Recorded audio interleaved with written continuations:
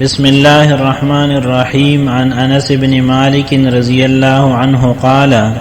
دا حضرت انس بن مالک رضی اللہ عنہ نے روایت دی فرمائی نهینا ان نسأل رسول الله صلی اللہ علیہ وسلم عن شیء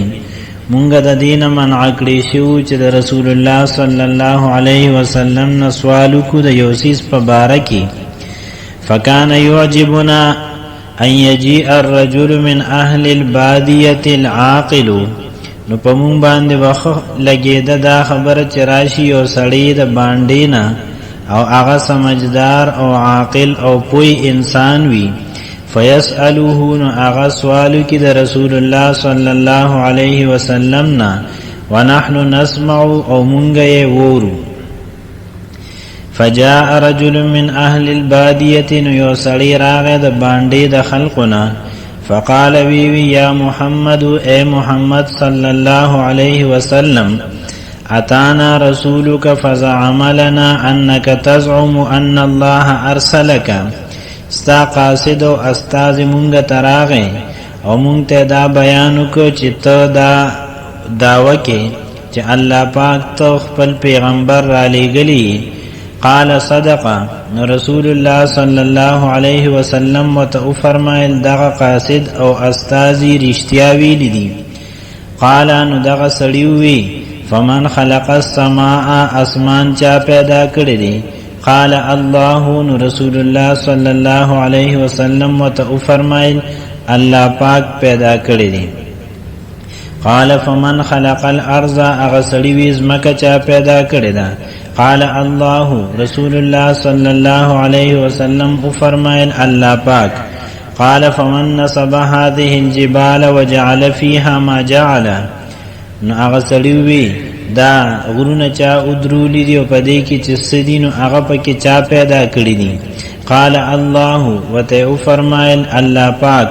قال فبالذي خلق السماء وخلق الارض ونصب هذه الجبال الله ارسلک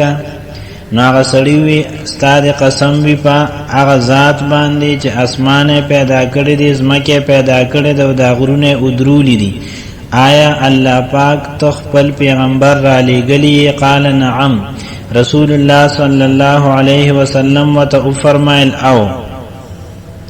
قال هغه سړی وی وزعم رسولك ان علينا 5 صلوات في يومنا وليلتنا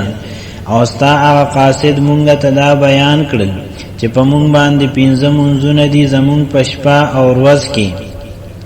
قال صدق رسول الله صلی الله علیه وسلم وتو فرمایل رښتیا ویل دي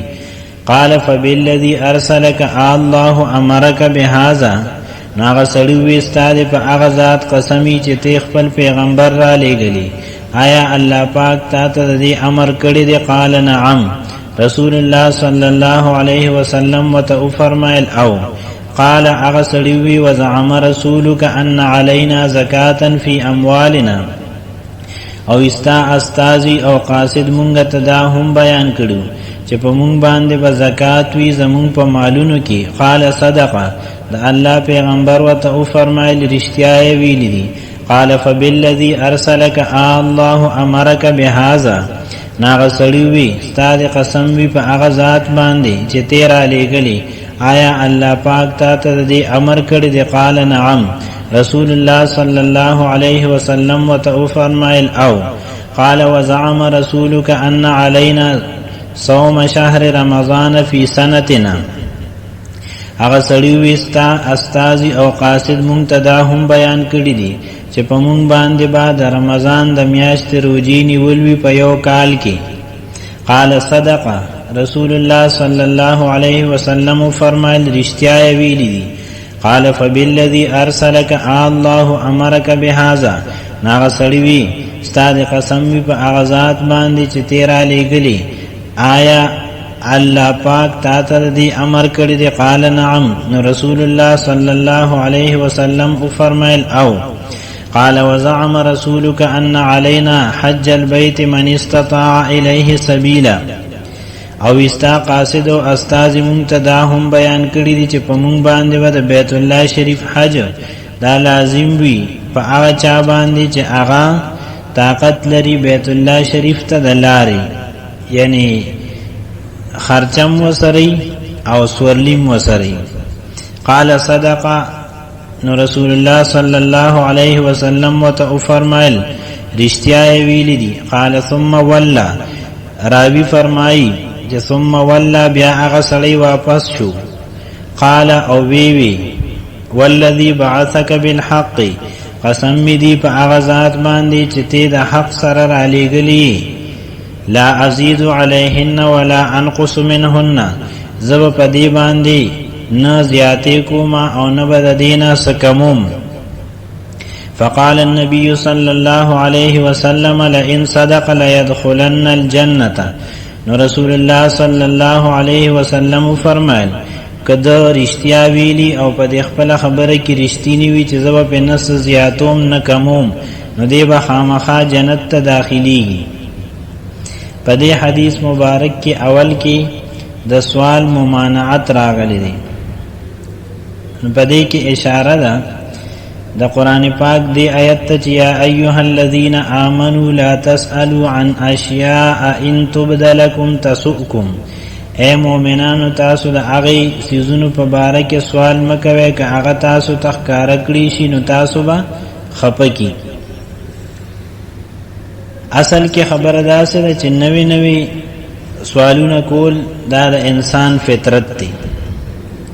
لیکن که دا فطرت کولو او آزاد پریښودلی شي نو بیا د دې نتیجه دا وي چې د انسان طبیعت نکاتو پسې او وړو وړو نکتو معلومولو پسې عادت شي او مصروف شي او په هر یو خبره کې بیا هغه نکته ګوري. نو د عمل دپاره چې کومې خبرې وي هغه ترې نه پاتې شي او د علم په باریکو کې هغه بیا مخکې روان شي. او دې سره انسان کې یو خو د عمل طاقت کمیږي، بل دا چې وقت دې سره عام طور ضایع کیږي. او بالخصوص د پیغمبر نه داسې سوالونه کول پدې کې دا خرابي وي چې کله هغه جواب ملو شي نو امت باندې پابندۍ هغه زیاتی. نو په دې وجه باندې د غیر ضروری سوالونو نه صحابه کرام رضی الله عنهم الله پاک په دې آیت کې منع کړی. په دې وجه باندې هغه بیا ډېر کم سوال کو او په دې ارزو او تمنا کې به چې څوک د باندې ناراضي او د الله پاک د پیغمبر نه سوال وکي نو مونږ ته هم سمېلو شي د اورېدو دپاره. ذکر باندې نه چې به کوم خلک راتلل نو رسول الله صلی الله علیه وسلم به هغې سره ډېره گزاره کوله. او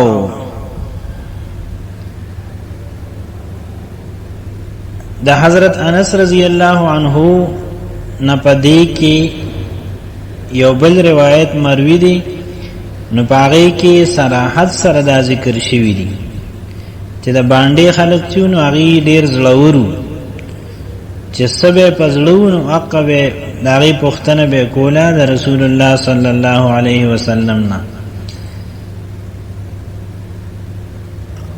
فتح الباری کې دا روایت نقل کړی شوی دی. او صحیح بخاری کې په دې حدیث کې یو روایت کې دی چې په آخره کې دغه سوال کوون کې چې کله واپس شو نو په واپسې کې په روانه دا موي چې زه د قبیله بنو سعد ابن بکر یو فردیم یو سړیم او زمانون زمام ابن ثعلبه دی او زه د خپل قوم د طرف نه نماینده راغلم. بل د بخاری شریف په یو بل روایت کې دی چې څنګه دا سوال کوون کې سړی راغی او رسول الله صلی الله علیه وسلم سره مکالمه شروع کړه. نو په هغه کې په اول کې وی چې انی سائلک فمشدد عليك في المسألة فلا تجد علي في نفسك. زبستان سوال کوم اے دا اللہ پیغمبرہ، خو زب په خپل سوال کې سختی کوم، یعنی په سخت لهجه کې به سوال کوم، نو ته به ما ته غوسه کېږي نه. فقال سل عما بدالک، نو د الله پیغمبر ورته وفرمایل چې تا ته څه مناسب لګي د هغې سوال وکړه، ستا زړه کې چې څه راځي د هغې سوال وکړه. نو د هغې نه بعد دا سوال او جواب وشو.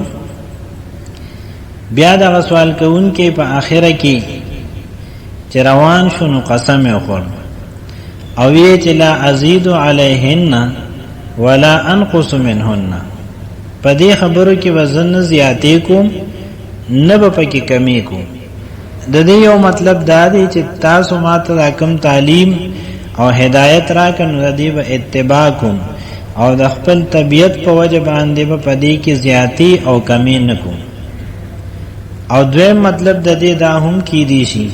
چې دا کم پیغام ستاسو د طرف نه ماته ملو شو نو عمدغه شان به خپل قوم ته رسوم او په دې کې به د خپل طرف نه زیاتی او کمی نه کوم.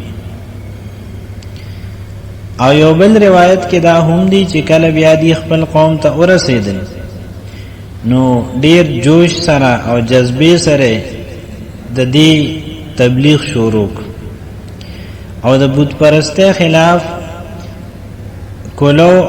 او ښکاره تقریرونه شروع کړل، تر دې پورې چې بعضې رشتہ دار ورته دوي چې یا زمام اتق البرس والجذام اتق الجنون، اے زمام ابن ثعلبہ